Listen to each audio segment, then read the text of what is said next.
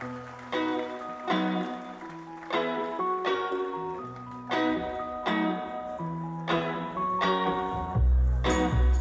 Pacino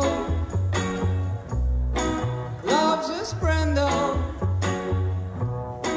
like the father that is cryptos to follow. Jean, tu es un jeune artiste, on peut dire ça comme ça? Artiste, je sais pas, moi, jeune, peut-être pas non plus, mais bon. Mais c'est pour dire que tu as commencé j'ai commencé tard, la voilà. création assez tard. Ouais, j'ai commencé tard parce que je suis pas quelqu'un qui est sûr de lui. Je pense que j'avais ça en moi depuis longtemps, mais que j'ai eu un parcours qui m'a pas mené vers ça, quoi. Parce que j'ai été élevé dans le truc qu'il faut travailler, que j'ai été en échec scolaire toute ma scolarité, donc j'ai été un cancre. Donc à l'école, on t'apprend pas l'artistique, on t'apprend ce qu'il faut, la théorie, tout ça. Et si t'es pas bon, c'est que t'es nul. Et si t'es nul, ben t'es mauvais. Je suis arrivé en 5e, on m'a dit, tu veux faire mécanique ou tu veux faire cuisine? J'ai dit, ben cuisine parce que ça me paraissait moins salissant. Il m'a fallu des années pour me dire qu'il y avait autre chose que le travail, quoi. Des années et puis la maladie, quoi. Il y a quelques années, alors on dit que ça peut être le stress. Moi, je veux bien le croire, quoi. C'est une époque où j'allais pas très bien et j'ai eu la maladie de Ménière, c'est des acouphènes et j'ai perdu une oreille, quoi. Il y a un médecin qui m'a dit, il faut vous faire des choses qui vous déstressent, faites quelque chose avec vos mains, faites de l'argile.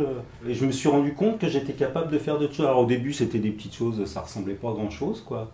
Et puis petit à petit, en faisant, je pense que c'est comme tout ce qui est art, quoi. C'est-à-dire que pour s'améliorer, il faut en faire. Donc j'ai fait, et puis je me faisais plaisir à chaque fois, et puis j'avais des idées, et puis je refaisais, et puis j'avais encore envie, et puis je veux dire que c'est vrai que quand on voit des gens qui font de l'art, on a envie, on se dit ils ont l'air heureux, enfin... Such a scarecrow, dancing not to fall apart, they not to fall in love. Voilà, ce que je fais, quand j'ai des gens que j'aime bien, je leur donne, et si ça leur plaît, tant mieux. Ma sœur m'a dit que c'était de l'art naïf, moi ça me va bien, quoi. De l'art naïf, je trouve ça sympa comme idée. J'aime bien le mélange des matières, tu vois, j'aime bien le bois déjà, parce que je trouve que c'est quelque chose d'agréable. Et puis voilà, du plastique peint, et de mélanger les deux, et après de mettre un fond qui aille un peu comme l'éléphant, je cherche le mot, voilà, qui est là-bas, qui est un mélange de matière. Alors au début j'avais commencé sur l'argile, mais l'argile, si t'as pas de four, tu peux pas le cuire, c'est très fragile. Donc les premières choses que j'ai fait en argile, elles tenaient pas forcément, elles se cassaient, à part lui qui est un des premiers, quoi. Mais c'est un presse-papier parce qu'il est très lourd. Et que j'aime bien, et que c'est de l'argile qui durcit à l'air, donc j'ai après peint, enfin... Ça aussi, c'est de l'argile, tu vois, qui est un mélange voilà, d'argile, de bois. Celui-là, j'aime bien, j'aime beaucoup. Et ça m'est venu la nuit. J'y ai pensé à mes deux chinoises, je sais pas pourquoi. Et ça, c'était un peu la première période avec les trois têtes de... Moi, j'appelle ça des Maasai, je sais pas si c'est... C'en est plus ou moins, quoi. L'éléphant, voilà, ça c'est les débuts, quoi. Il y a toujours du relief dans ce que tu fais. Ouais, voilà. C'est jamais plat. Ouais, voilà, j'aime pas quand c'est plat, en fait. J'ai un peu des blocages sur des trucs, sur les poissons, les vaches là, parce que je suis branché, je sais pas, je trouve c'est beau une vache, donc voilà. Et puis ma girafe, voilà, ça a été une des grosses sculptures que j'ai fait. Donc ça m'a pris plusieurs mois parce que c'est du boulot, et puis comme je savais pas faire, j'apprends en faisant, donc...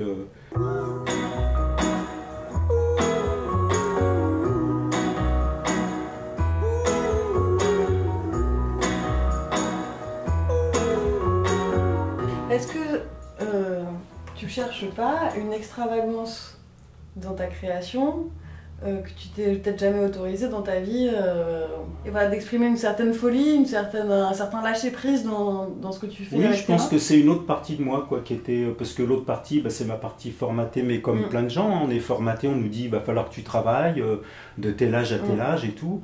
Sauf que moi, voilà, j'arrive à 56 ans où je me dis, mais je vais...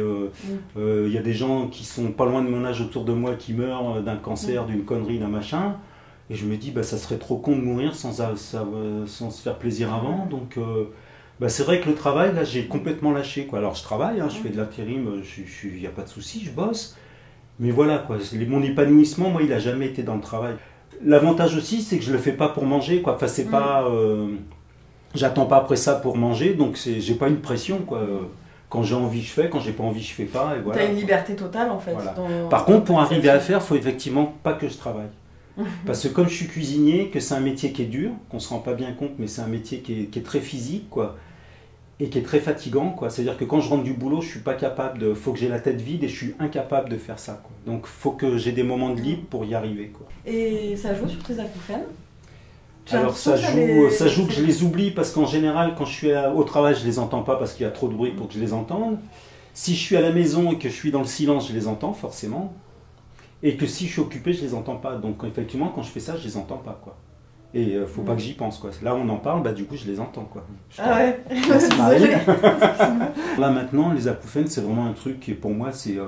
En plus, l'oreille maintenant, elle est morte, donc j'ai plus de problème de vertige parce que pendant 2 ans, j'avais des vertiges, enfin vomissements, enfin comme si un truc terrible, quoi. Là maintenant, ça me pose aucun problème, à part que quand je suis avec plein de gens qui parlent en même temps, je comprends pas tout parce que avec une seule oreille, j'ai pas la stéréo, donc il y a des fois c'est très dur, c'est fatigant pour moi de me concentrer quand il y a du monde ou quand il y a trop de bruit dans une pièce que ça résonne. En dehors de ça, après, les gens, faut qu'ils répètent, quoi. Quand ils me disent quelque chose, s'ils veulent que j'entende, soit ils me le disent en face en articulant. Donc si des fois on me parle et que je réponds pas, c'est que j'entends pas, c'est pas que je suis de mauvaise humeur. Oh, Carlito, lying on station ground. Why'd you have to spare that down? Tu travailles beaucoup avec de la peinture pour, voilà, c'est ça, pour vitraux. Ouais, j'aime beaucoup ces peintures-là. Et puis je travaille aussi avec du balsa parce que c'est un bois qui est facile à mettre en forme, à couper. Et pour tout ce qui est pas, parce que je peins pas sur du verre, parce que du verre à découper c'est impossible, quoi. Enfin pour moi. Donc je prends du plexiglas comme ça, que c'est pareil, qui se découpe à la scie sans problème. Donc ça c'est du plexi qui est peint après avec la peinture sur vitrail.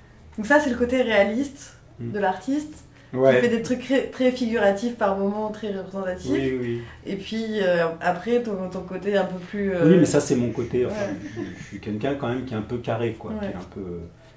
Voilà, j'ai été... Bien ancré dans la réalité. Ouais, je pense que j'ai été éduqué comme ça par mon père et ma mère, sûrement. Enfin, voilà, donc je suis...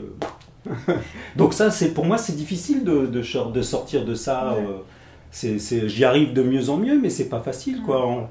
Alors effectivement, grâce à des associations que je côtoie, ça me permet ça de rencontrer des gens, genre avec Concert chez moi, Télé chez moi, de rencontrer des gens qui font plein de choses. Donc du coup, je pense que ça m'a épanoui. De rencontrer des artistes, ça permet, voilà, de se dire, bah oui, c'est possible. Il y a des gens qui font, il y a des gens qui ont l'air heureux là-dedans, et voilà, on peut avoir autre chose qu'un boulot de bourricot ou faut être libre dans sa tête pour pouvoir faire des belles choses, je pense. Voilà, faut avoir du temps, faut pouvoir réfléchir et on n'est pas très doué, quoi, pour laisser aux enfants le truc de s'exprimer. Et peut-être que comme moi qui était un cancre à l'école, on m'a pas laissé m'exprimer. Si on m'avait laissé, peut-être que voilà, plutôt que de me dire tout le temps, moi pendant longtemps on m'a dit que j'étais nul, que j'étais pas bon, que j'étais mauvais, j'ai fini par y croire, quoi. Quand j'entends des gens qui disent ouais, moi ça me gêne pas de travailler jusqu'à 67 ans, il n'y a pas de souci. En général, ces gens-là, c'est pas des gens qui ont des boulots durs physiques, quoi. Je veux dire, je dis pas qu'ils font rien, je veux dire, mais ils sont sûrement dans des métiers où